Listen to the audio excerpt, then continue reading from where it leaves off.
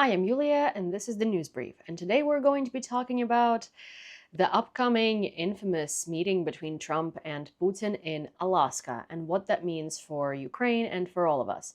And of course, we're going to discuss it in the comments together down below so you don't have to suffer alone and I don't have to suffer alone. So please leave me your questions, suggestions, constructive criticism, anything you might have on your mind, because I appreciate it. I read it. Sometimes I don't respond, but trust me, I do read all of them. Let's go.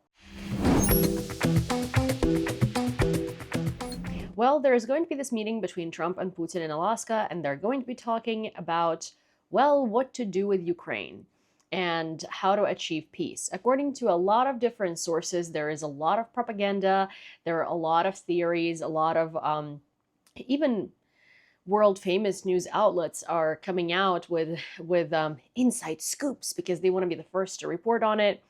There is a lot being said about Ukraine shedding territories, and Trump has actually confirmed that. He did say that, Ukraine is going to have to lose some territories. There's going to have to be some exchange of territories with Russia, some good for Ukraine, some bad for Ukraine, some bad for Russia. Funny thing here is that we're not exchanging territories because exchange would be Ukrainian territories for Russian territories. This is Ukrainian territory for Ukrainian territory. Also, according to our president and according to the rest of our country, no one is going to be exchanging any Ukrainian territories. No concessions are possible. The Ukrainian constitution prohibits it. The Ukrainian people are not okay with it. Our president is not okay with it. And Donald Trump, of course, even though he said that, Zelensky didn't have to get permission to go kill everyone and start a war, but what he does need permission now to cede territory or exchange territory. Well, he didn't start a war and he didn't go kill anybody. He, in fact, authorized our military to defend us. And it really bothers me that these quotes are kind of coming up again from Trump. And I understand that it's because he's about to meet with Putin. He wants to get in his good graces so that they could have a good conversation and he could be the deal maker that ends the war. Russia is not going to accept anything that Russia doesn't want, and Russia has already said many, many times that they want Ukrainian territories that they don't even hold. The rest of Donetsk, 30%, parts of Zaporizhia that they don't have, Kharkiv, Kherson, right? Those are things that Russia hasn't even invaded. They're not going to be accepting ceding the territory. However, yes, this whole rhetoric of Zelensky started a war, Zelensky doesn't need permission to go kill everyone, however, does need permission to cede territory. Again, didn't kill anyone, did authorize our military to defend ourselves when Russia attacked us. Very different things. And I can't believe that we're back here 3.5 years into this. Well, I mean, I can. You've seen this program many times. You know that I can believe it. It's just still as disappointing as ever each and every time. The other thing that I saw in the news that really did bother me was Trump recently saying that Zelensky hasn't done a thing in the past 3 years to end the war, which is absolutely not true. And again, the only body here that can end the war is Russia, because Ukraine is merely defending itself. And if Ukraine stops fighting, there will be no Ukraine. If Russia stops fighting, there will be no war. So all of these manipulative, and these are incredibly well thought out, very manipulative phrases that are being used in this negotiation. And I just really don't appreciate it. I think it's playing dirty, and Trump knows he's playing dirty. And there is absolutely no reason to do that because, again, he's kind of kissing up to Putin because he wants this conversation to go well. So he is talking down on Ukraine and on Zelensky. He is talking smack about Ukraine and Zelensky and all of our efforts in terms of ending the war. Ukraine has tried. Ukraine has participated in all the negotiations. Ukraine hasn't put forth any ridiculous demands. We just want our territory back and we want Russian troops out. We have held our own, and we have held our own good for the past 3.5 years. Well, this was supposed to be first a 3-day military intervention, then a 3-week military intervention or a special military operation, and then it grew into, well, it always was, but then Russia finally admitted that it's a war. So to be fair, on our behalf, we have done absolutely everything, every single round of negotiations, every single ridiculous request that we've had in order for these negotiations to happen. And we know that they're not going to lead anywhere, right? We're still doing it because we're doing our part. So to say that Zelensky hasn't done anything to end the war is ridiculous. And to try and negotiate Ukrainian territories without Ukraine's consent is also ridiculous, because Trump can say whatever he wants to say. He can stop giving us weapons. He can stop supporting us. He can stop uh, everything that he wants to stop when it comes to the United States. But the only territory he can give Putin is, for instance, Alaska, because it belongs to the United States. However, he's not in charge of Ukraine's territories, and his decision doesn't mean anything. Even if he does decide that he wants to give Russia, I don't know, Lviv, for instance, he just doesn't have the prerogative to do that. Ukrainian authorities won't allow it. Ukraine's constitution won't allow it. Our European allies already said they won't allow it. And again, these are not his territories to trade. He's not the president of Ukraine. He's the president of the United States. So this entire rhetoric is just very inflammatory, very manipulative, and very shitty, to be honest.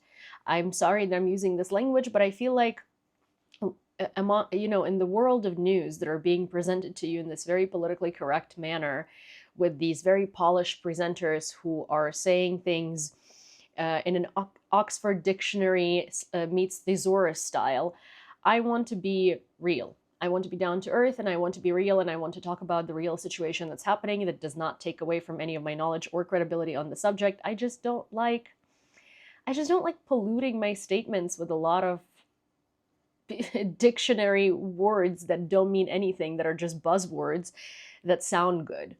I like to be real.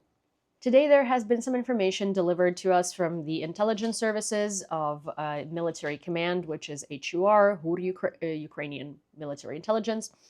And they did say that they found out what Putin is counting on and what he's actually preparing for. He's definitely not preparing for the end of the war and a ceasefire, because he, of course, is seeing this meeting as a victory for Russia, and he wants this meeting to be presented in the media as a victory for Russia. So he could continue doing what he was doing, continue pressuring everyone to abandon Ukraine, continue bombing Ukraine, continue ruining our infrastructure, killing our people in our sleep. And basically, all of this is just for Putin to play pretend diplomacy, but in reality, just stretch out time. There are zero signs, just like before, that Russians have gotten a signal to start preparing for a ceasefire or a post-war situation. That's not it. On the contrary, Russia actually is moving its troops and all of its military strength and power in such a way that they would be ready for new assaults, and they would be ready for attacks, and they would be ready for push-throughs. If anyone is preparing for peace, it's not Putin, and that is according to Zelensky. Now, what I do want to say is that Trump meeting Putin in Alaska is, in fact, a victory in itself, because that puts an end to Putin's international isolation. Last time and the only time that he was able to go somewhere was Mongolia, and Mongolia is a signatory to the ICC. And to be fair, they were supposed to arrest him, but everyone at that point basically put it down to, well, they're too weak, they're too dependent on China, they're too dependent on their relationship with China, they can't arrest him. It would just be like, political and social suicide for them, because they're a weaker country, politically and militarily speaking. Now, the US is not, but the US is also not a signatory to the ICC. That signature was withdrawn, if I'm not mistaken, in 2003, although the US and Canada together are the largest bodies, are the bodies that have arrested the largest amount of criminals as per international criminal court orders. But the US, of course, is not going to do that. Now, Canada could technically ask to do that by a treaty, but of course we all know that no one's going to do that. And so that is the problem, is that letting Putin come to Alaska effectively ends his international isolation. Because if the United States is not going to arrest him, then what's to say he can't go to Italy? What's to say he can't go to France? Basically, for him, he can breathe out. He can stop hiding. He can stop being scared that if he lands on a territory of an allied country, he's going to be arrested, even though he's an international criminal.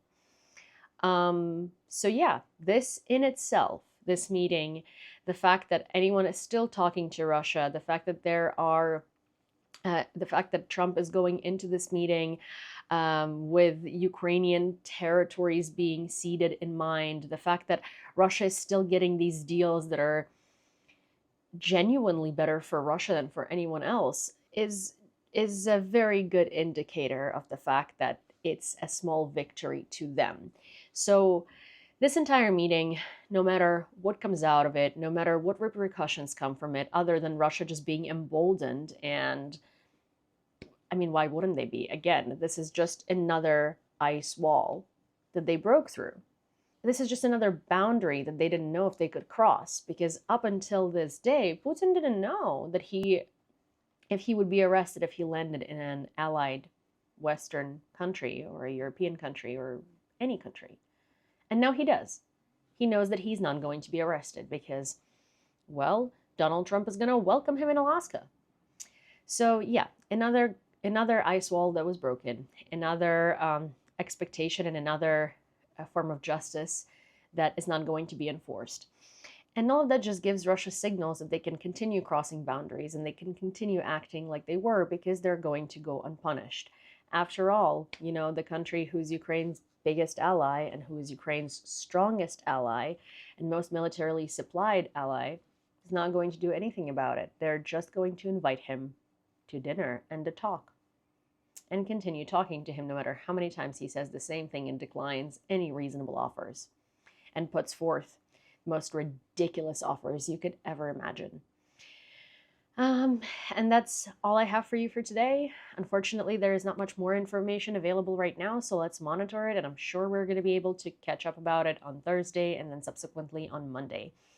So thank you for watching. If you enjoyed this brief and these little breakdowns, don't forget to subscribe to this channel and turn on all your notifications. And as per usual, please send it to a friend, give it a like, and of course, leave a comment. Give me your questions, suggestions, literally anything you have on your mind. I promise I'll be reading them and I will be responding to them. See you next time.